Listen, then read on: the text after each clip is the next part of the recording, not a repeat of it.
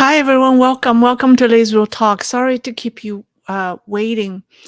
Was trying to fix my camera and didn't work, so I'm going back to my old technology using the old camera. It's a little blurry, but you can hear me. Okay, let's talk about CCP politics and football. So you might have already heard the incident of let me pronounce his name right. It's not Lionel, it's Lionel. Lionel Messi refusing to appear in a Hong Kong at a Hong Kong football game, and it has become a geopolitical event. His absence in a friendship game in Hong Kong and subsequent appearance or performance in Japan have upset patriotic Chinese fans and also made Beijing and Hong Kong authorities lose face. Beijing responded angrily. The incident is reported by major media in the West, and it's still fermenting. So why did Messi refuse to play in Hong Kong? What are the major controversies surrounding the incident? And so today, let's talk about this event. I think his action in Hong Kong will have a big impact on other celebrities when they go to China or when they think about going to China. Whether people who support Messi or those who against him all agree on one thing, that is, the incident is tied to geopolitics. The incident itself is not complicated, but the real inside stories are far from simple.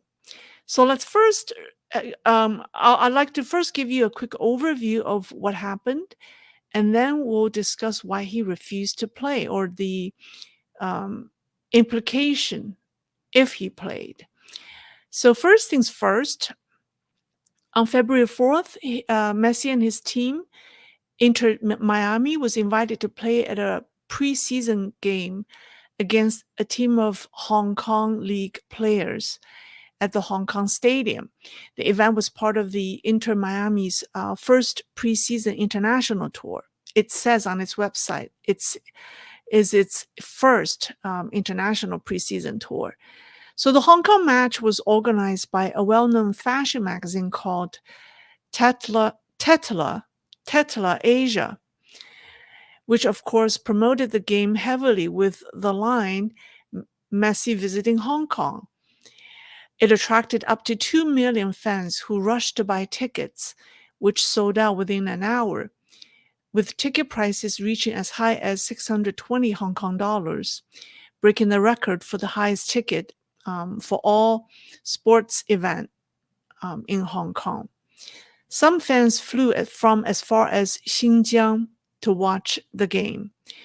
Now, the Hong Kong authorities attached so much importance to his visit. The Hong Kong media referred to this match as the top event in Hong Kong. Let me share with you some. I don't know why this picture. So here's some pictures. The Hong Kong government allocated 15 million Hong Kong dollars for this match, with another 1 million in venue subsidies. The organizers arranged a series of commercial activities, like 30-minute pre-game player meet and greet at 150,000 Hong Kong dollars per admission, and a player signing event at 120,000 a head. When the plane carrying the Inter Miami team landed, the authorities held a welcome ceremony on the tarmac, something usually meant for visiting heads of state. In the press conference following their arrival, Messi was absent as well. So let me show you the picture. So here's the welcome ceremony at the airport. You see there's only one person. Everyone's hands are free except one person who seems to be busy. He held something in his arm and also something in his hand, and that person is our protagonist here. So that was the ceremony, And then the press conference, our star is not at the press conference, so he was absent as well. Now, on the day of the match, many Hong Kong celebrities performed, and Hong Kong's chief executive, who was appointed by Beijing, John Lee, was also present.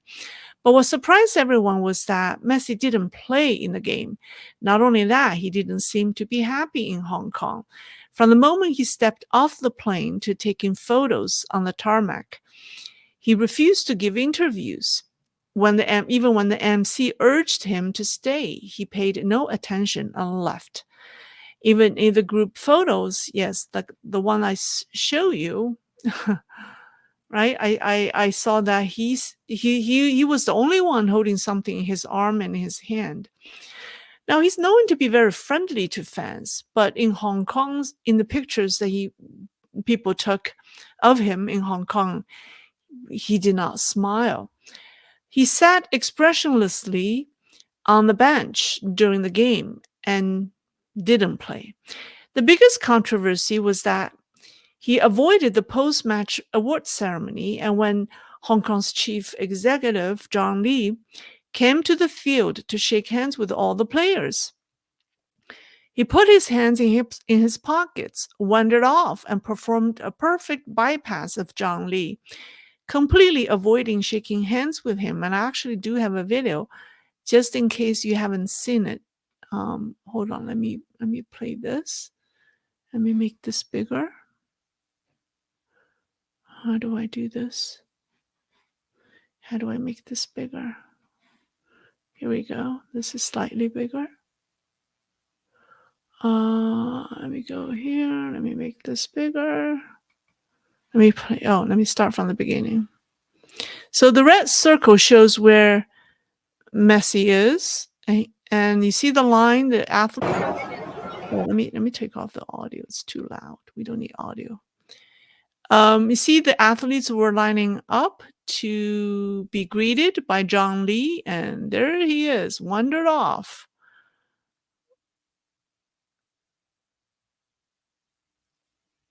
He wandered off, right? And then he walked and lined up. There it is again.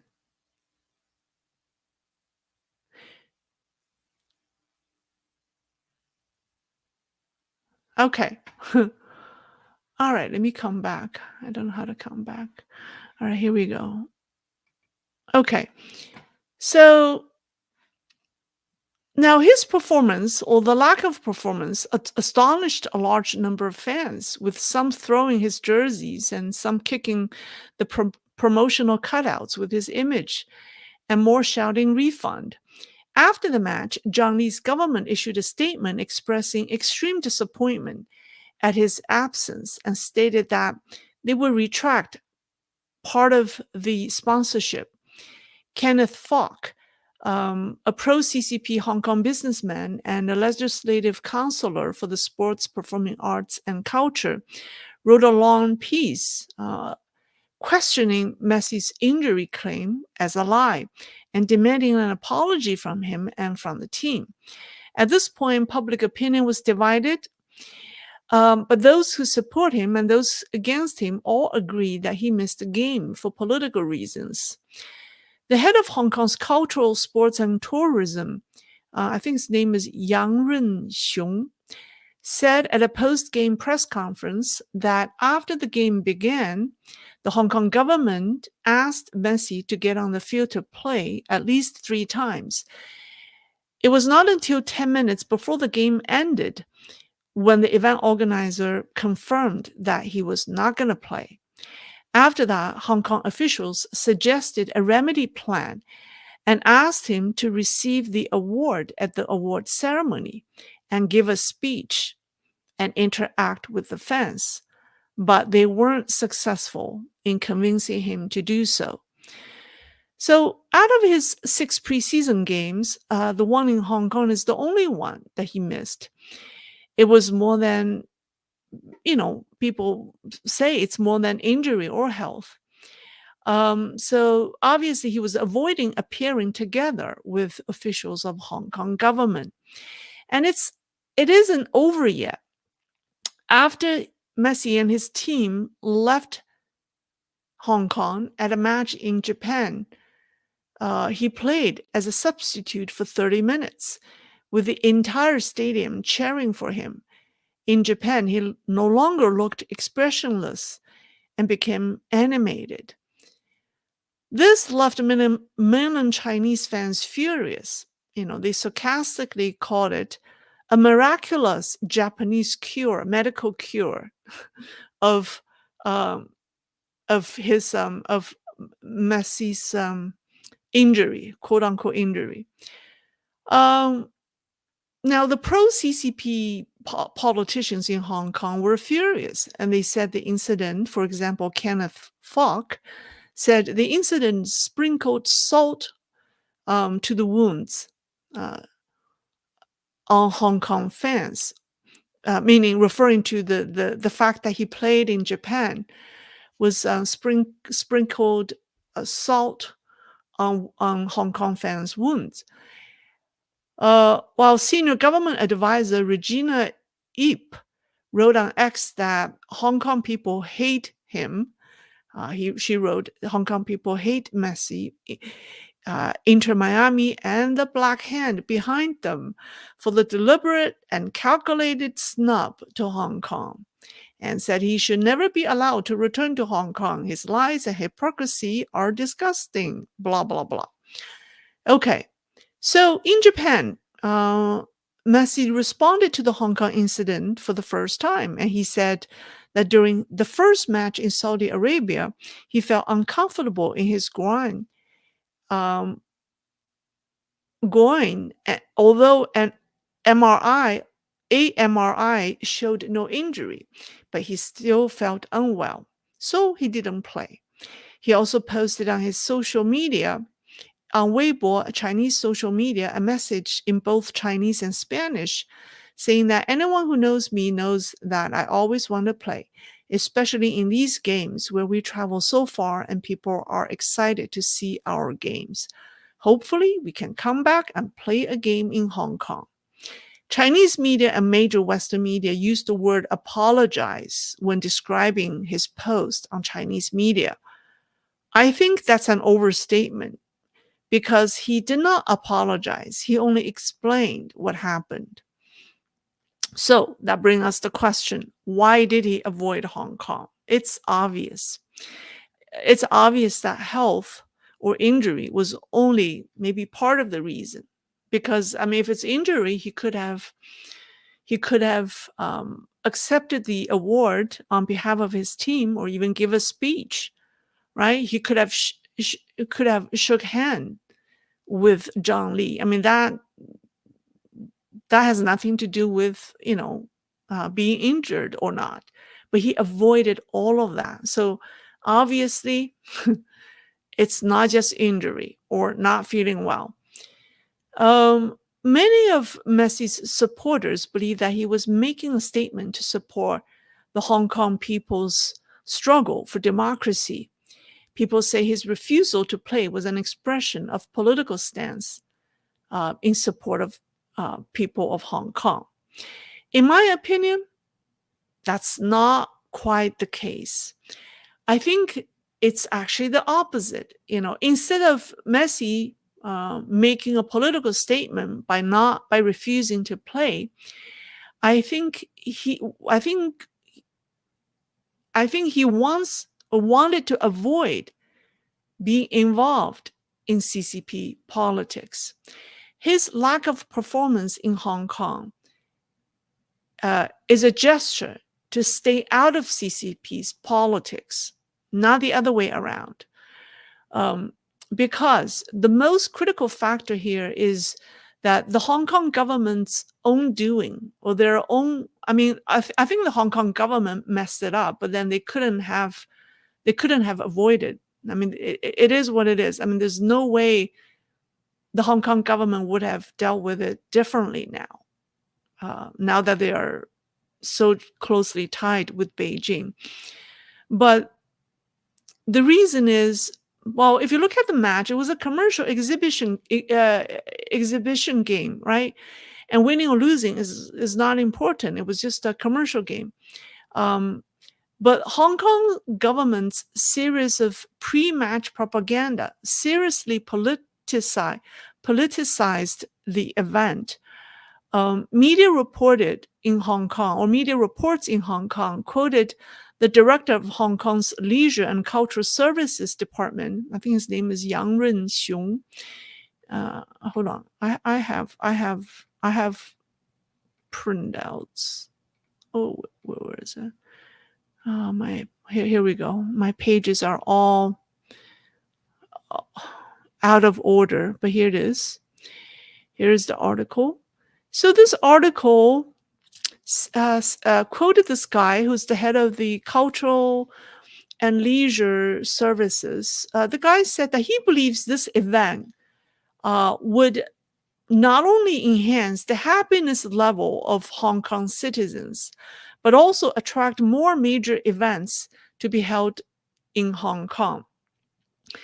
And he believes that the visit of the Inter Miami team and Messi underscores Hong Kong's institutional advantage under CCP's one country, two systems framework. And he said, I hope to once again bring more attention to Hong Kong's position as the capital of Asian and international events. Okay. So in other parts of the world, governments wouldn't be involved in a commercial game like this one.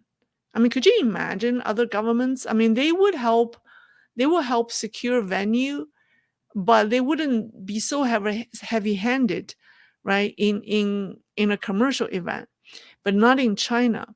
So it's very obvious that the Hong Kong government attempted to use Messi and his popularity to endorse CCP politics, to show how successful CCP's one country, two systems framework is. And that's why the team was given an exceptional welcome at the airport. And that's why the game was given the status of a top event. To the Hong Kong government and its top political, to the Hong Kong government, this is a top political PR event, right? And that's also the reason when the football star doesn't want his name to be misused. And that's why he avoided the game. And there's another reason why the football superstar wants to avoid this affiliation with CCP's or Beijing's political agenda. Remember last June, Messi went to China with the Argentine national team and played a friendship game with Australia on June the 15th. This date of the game was special because it was Xi Jinping's 70th birthday. And Xi Jinping is widely known to be a football fan. So Messi played the entire match in 34-degree heat. 34 degrees Celsius is like, what, 94, 93, 94 degree Fahrenheit.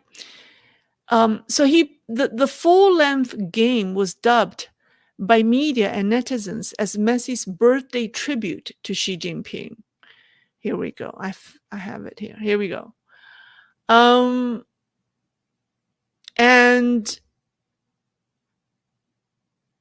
his visa, and when he arrived in China, his visa had an issue at the Beijing airport. He was stopped by Beijing police for a while because he has two passports. One is Argentinian and one is Spanish, and he used his Spanish passport, and that one didn't have a Chinese visa.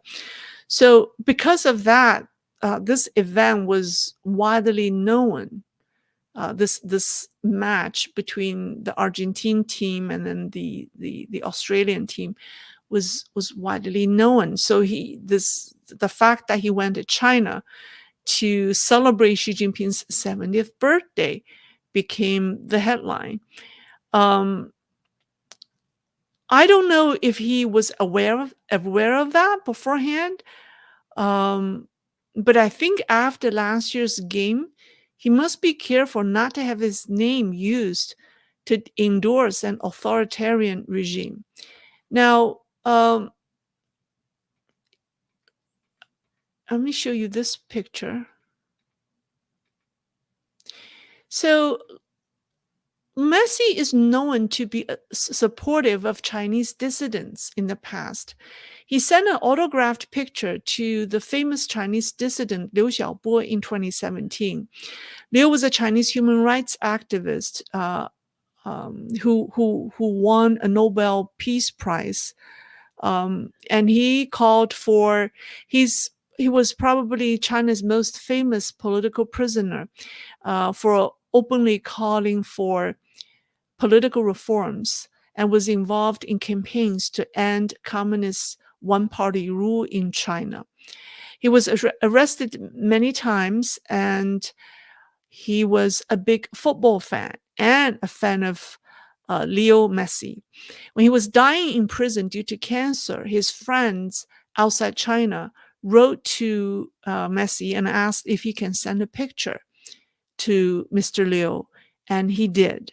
But the picture, this picture did not arrive before Liu Xiaobo died, so he never saw it.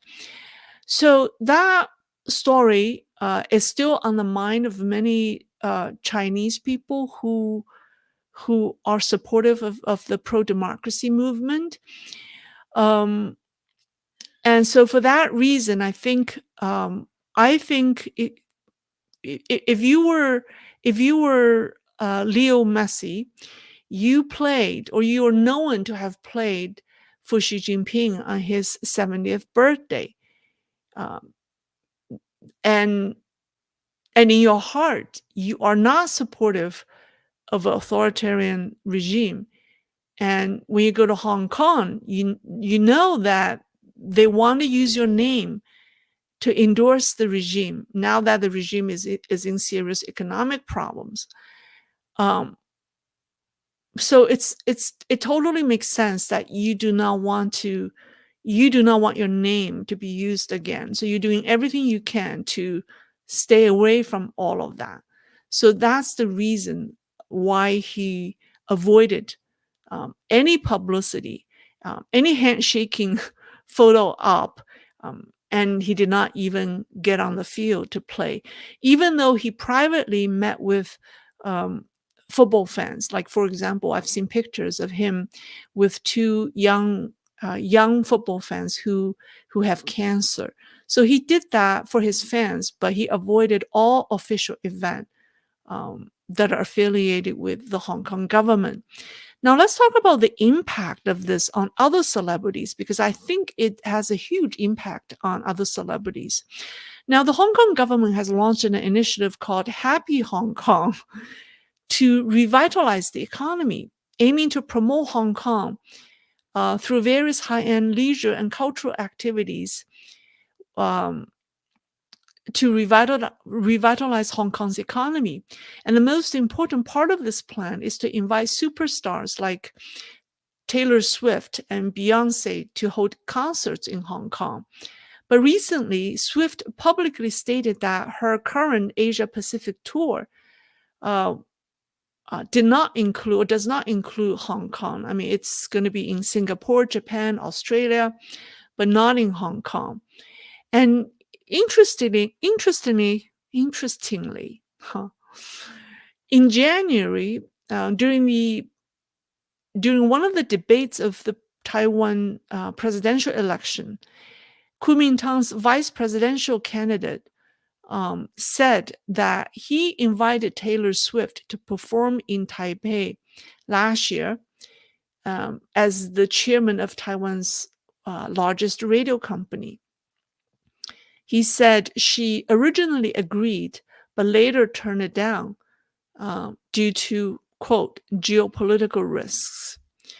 Now, Swift had previously performed in China during his Red Tour of 2013 to 2014, and also the 1989 tour in 2015. And if you look at all the names of her tours, I mean, these tours are relevant to China. One is called the Red Tour, and the other is called the 1989 Tour.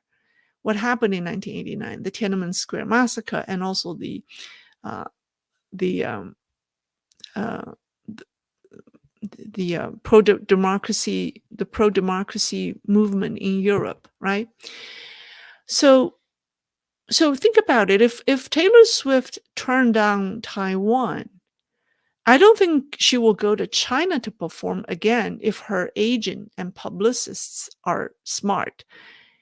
Think about it. If Taylor Swift refused Taiwan but goes to China to perform, negative publicity will haunt her for many years to come in the future, especially if war breaks out in the Taiwan Strait. So for that reason, I don't think she will perform in China anytime soon. And I think other pop stars may follow her steps, or maybe stuck in the same dilemma or in the same situation.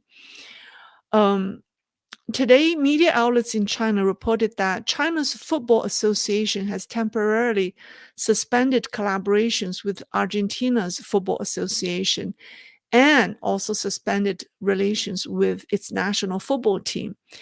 The Chinese Football Association has deleted all news that mention Lionel Messi from its website, except one news in which someone who helped Messi in 2021 was fined in China. I think it was negative news, so they kept it. And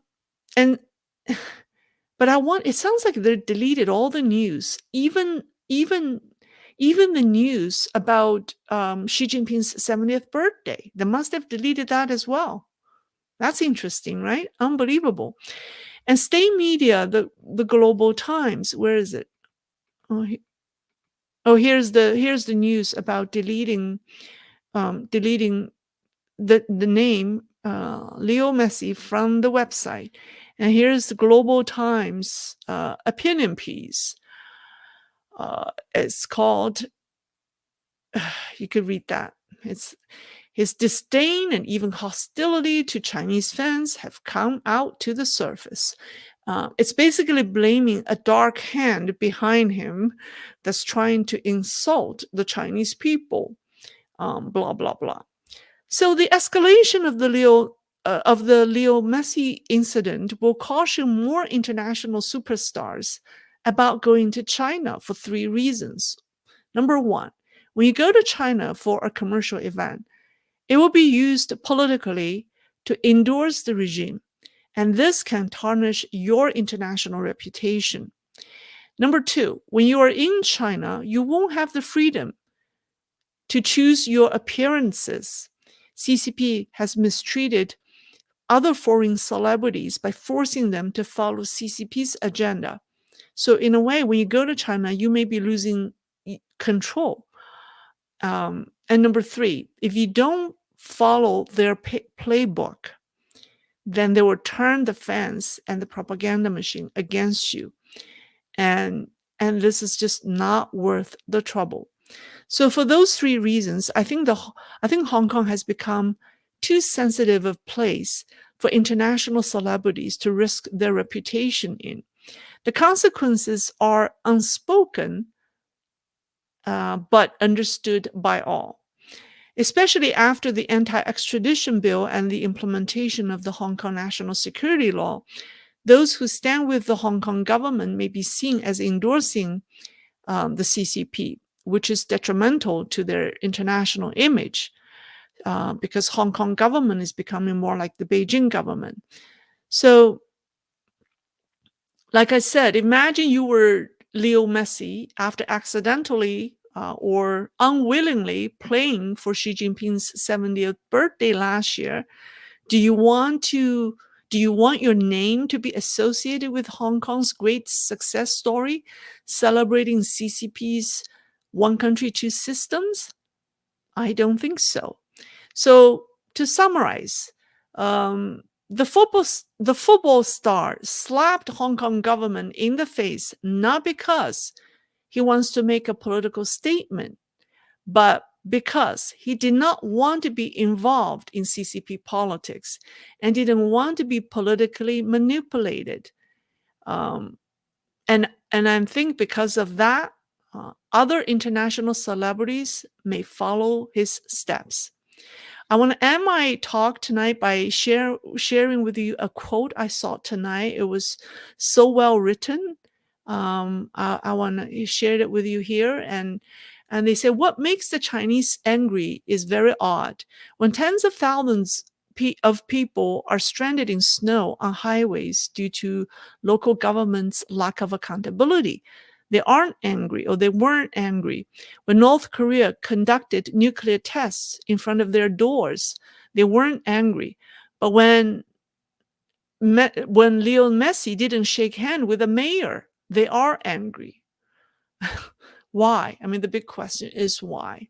So that's very well said. Okay, that's all. Have I bored people who are not football fan? I'm not a football fan, but I've just thought this incident was fascinating. You know, at surface, everyone assumed that he would, you know, whatever he did was making a political statement. But if you really look at it, it's not. He's trying to stay out of the politics. So let me see if people have any questions for me. All right.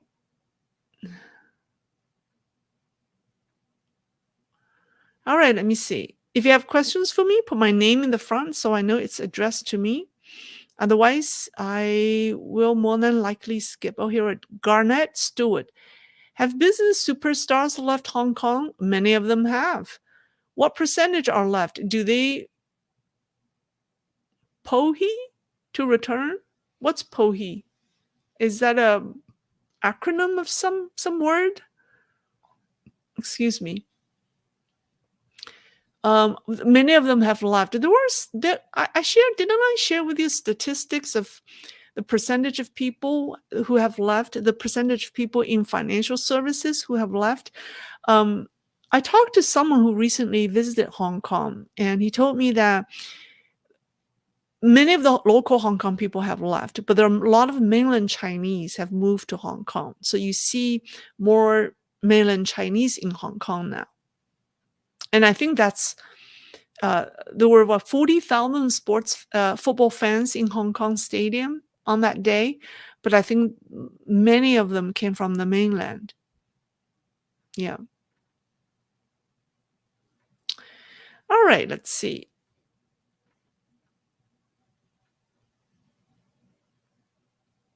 Losing your face off.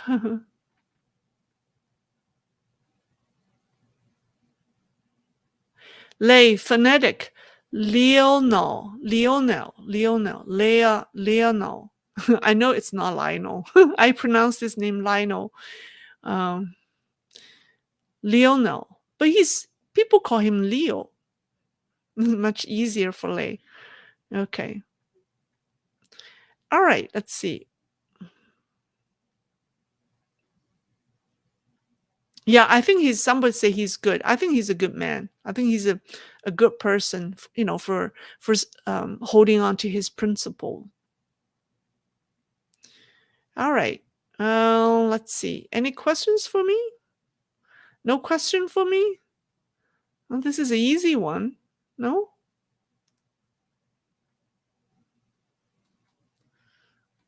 All right. No questions to lay. Oh, here we go. Lexon Nexus. Lexon Nexus.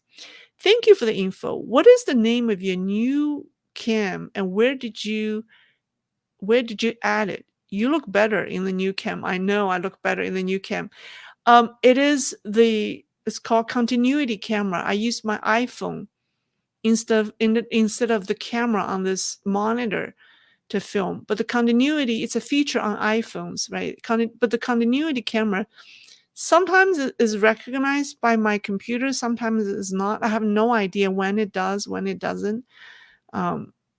So I'm not very technically savvy. So if any of you know the tip, I even brought my hardware to an Apple store to have them help me, and they fixed the problem. But still, I guess my equipment is temperamental.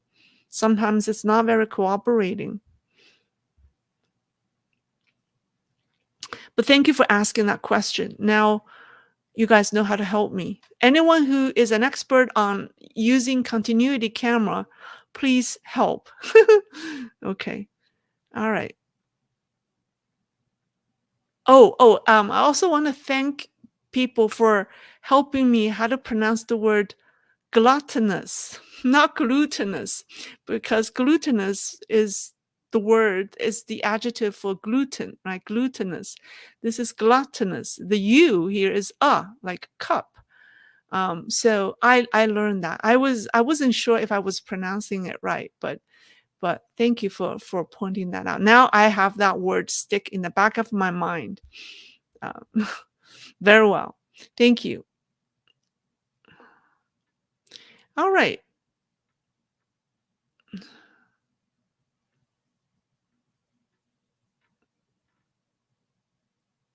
Someone asked me, Lei, are you Falun Gong? People are I have fans who send me emails with this question, and and we had a few email exchanges, and I think now we become very good friends. We actually he was one of the devoted subscribers who helped me pronounce words. But we started our conversation about Falun Gong and not Falun Gong, and my question back to him was, um, do you really care if, like, I mean, Falun Gong is a spiritual practice, right? It's a Buddhist school practice. Do you really care what people do in their spare time?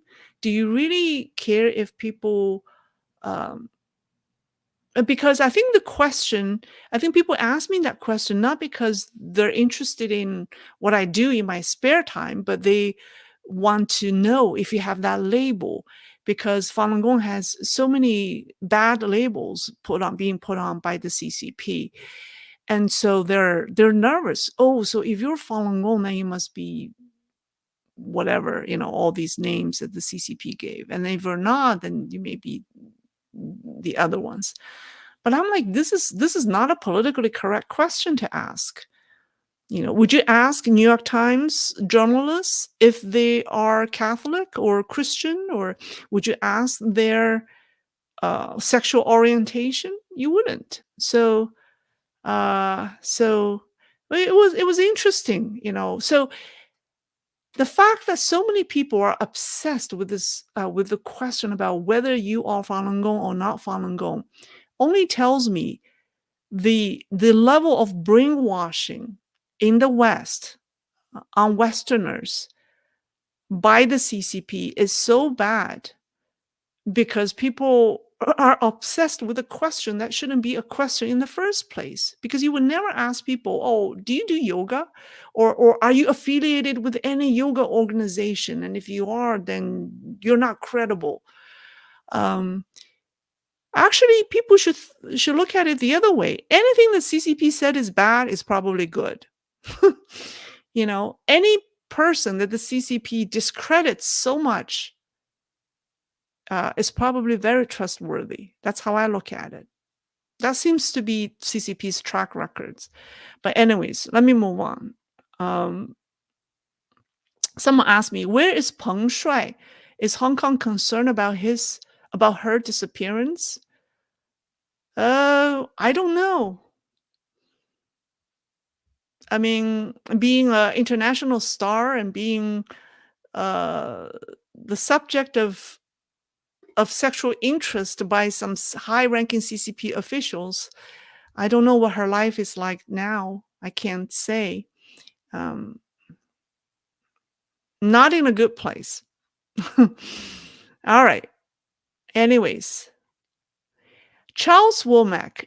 Peter Zeihan has publicly stated that the PRC has 10 years at most left as a unified nation state. What are your thoughts on this? I disagree with that statement. I think the communist regime, the Chinese Communist Party, has less than 10 years, less than 10 years. But China as a country, as a nation, as a state, may not fall apart even after the CCP disintegrates soon. The reason is Chinese people are not separatists. Culturally, they're not separatists. Chinese people, they want to stay together. I mean, that's a very strong, a very important quality in our culture. Like the group coexistence, the group environment is very important. We're not individualistic.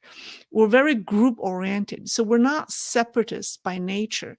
We like to stay together. Any sort of separation may cause anxiety in us.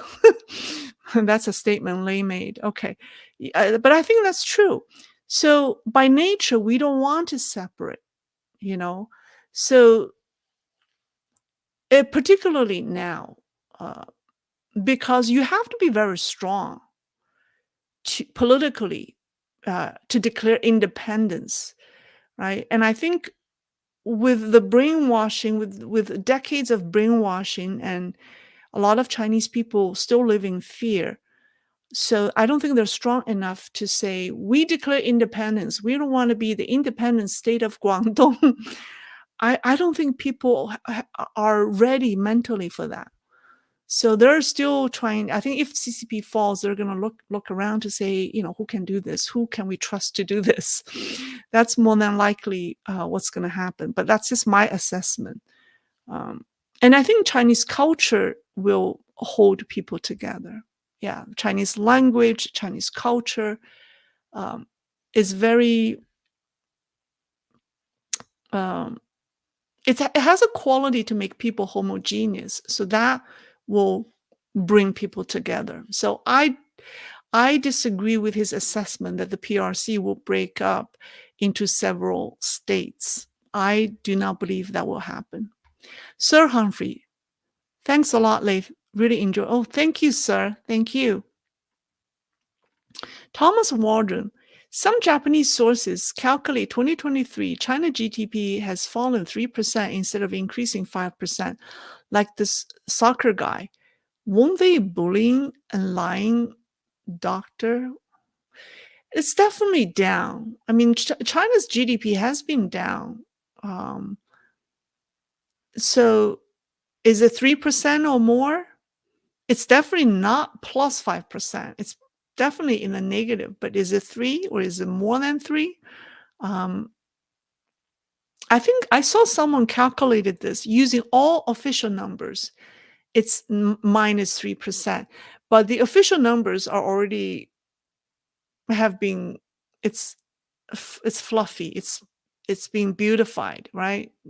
Has been altered. So even using official numbers, it's minus 3%. So if you use real numbers, who knows? It might be minus 13%. But I don't have the numbers to calculate that. But I've seen the minus 3% using official numbers.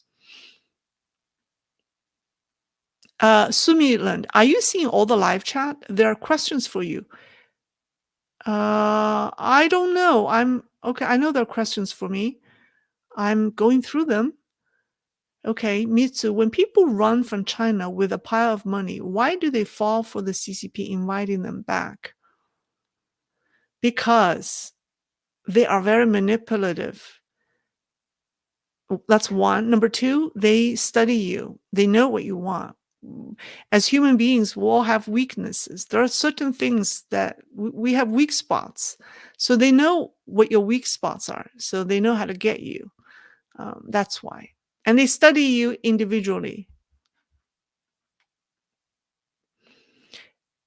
A vegan T-Rex. Do you think the Chinese people are easily slighted because the government has always used the West as a cause of their years of humiliation?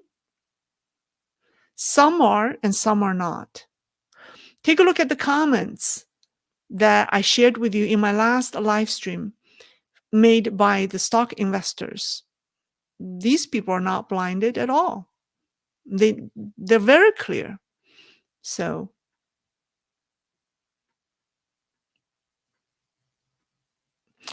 Lei, any updates on Xi's daughter's Instagram? A lot has been deleted. Many of the posts I shared with you have been deleted. I think the account probably has been taken over by people who works for the Chinese internet. What do you call that? There's an office, Wang Xinban. It's probably taken over by some people. I don't think it's her posting anymore. Um, so it's more official and more. Uh,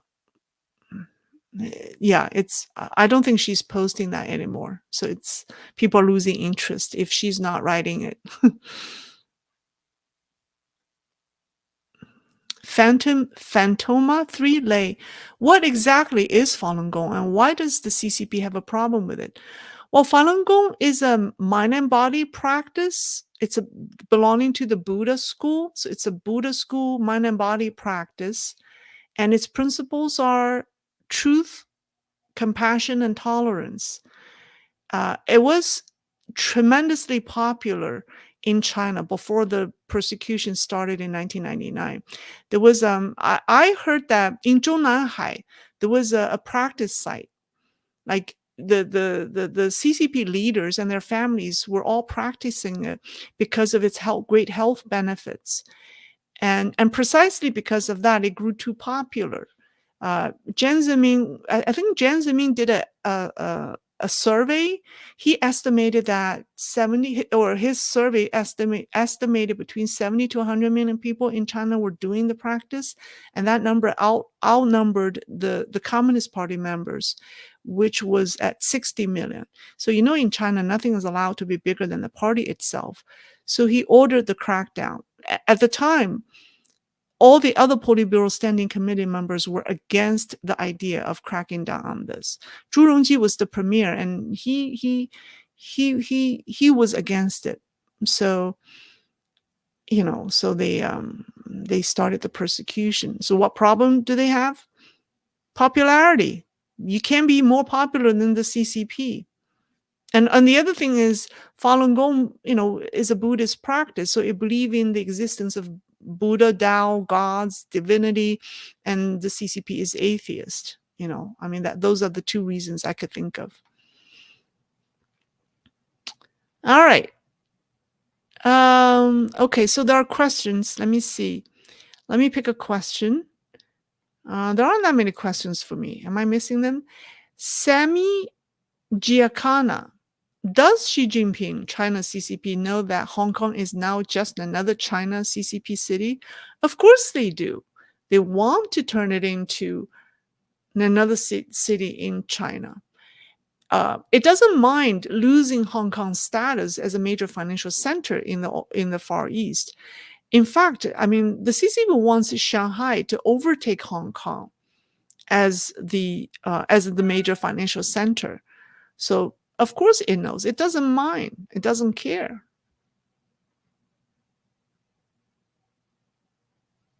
Peter John, thank you, Peter, for the donation. Thank you.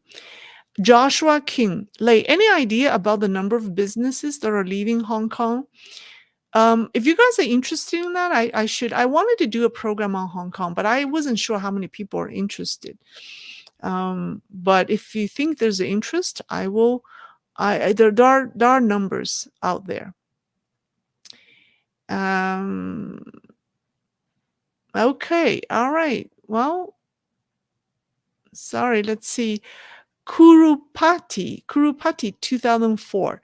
What do you think that after CCP disintegrated, will China return to warlord era? Each region will compete for dominance until one day it unified again. I already answered that question. I don't think it will happen. I do not think it will happen. But thank you it's a good question. Let's see. Phantoma 3. Can you please shed any light on the Australian journalist recently jailed in China for being a spy? Was he a double agent? Oh, that's a good question. This morning, I decided my topic for tonight. I asked Chris to make a thumbnail for me, and it's called "Is He a Double Agent?"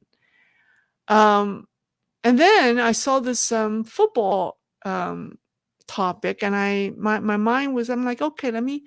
I've been talking about spies, conspiracies, and all of that for a while. I needed something different, so I said, let's talk about Leo Messi, and that's a good story. So I will talk about that maybe this weekend, but this weekend is New Year. I will talk about the New Year. Yes, that's a very fascinating story. Um, is he a double agent? The answer is both yes and no, depending on how you look at it. Uh, I shouldn't say yes. I say I can understand why people call him a double agent, because he was at one point uh, working for the state security. So technically, he was a Chinese spy. Now, China accused him for being a Western spy, um, but we have no proof of that. So, all right, Mitsu, Hong Kong churned out many films in the 1920s in the silent film era, many of which have been lost, sadly. CCP in wrecking Hong Kong has destroyed that industry. Yes, true, very sad. Daryl, does the CCP give you a hard time? Um, does you mean give me a hard time? I have no time to really think. I mean, I get from time to time I'll get weird emails. Um, I'm sure they're watching what I do, but you cannot think too much about what they do, because once you do, that's going to affect you, and that's validating. I mean, they want to create this fear. They want to intimidate you. They want you to be fearful of their existence. So you can't follow that. So I just ignore them. That's the simplest solution.